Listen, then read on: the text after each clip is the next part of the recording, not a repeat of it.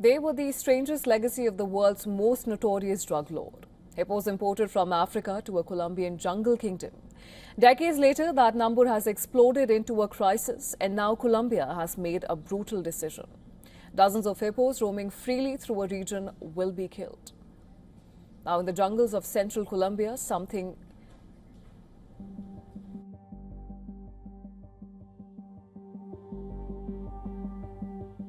In the jungles of central Colombia, something enormous is moving through the rivers.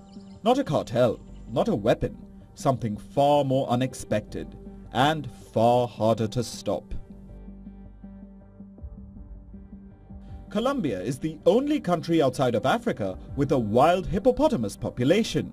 And this week, the government has decided it can no longer ignore what Pablo Escobar started.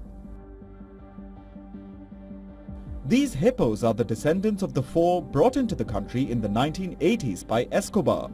He had built a private zoo at Hacienda Napoles, a gigantic ranch in the Magdalena River Valley. This served as his rural base of operations. Escobar was killed in 1993, but the hippos stayed, and they bred. By 2022, it was estimated that around 170 hippos were roaming freely in the country, and they have since spread further. Colombia has declared them an invasive species, and experts have said that sterilization alone is not enough to control the growth of the animals. So now, authorities have decided to cull them. Without that action, it is impossible to control the population, and as we already saw in the estimates, it would mean that by 2030, we will have at least 500 hippos affecting our ecosystems and impacting our native species, such as the manatee and the river turtle. It is out of responsibility toward our ecosystems that we must take these actions. Not everyone agrees with the decision.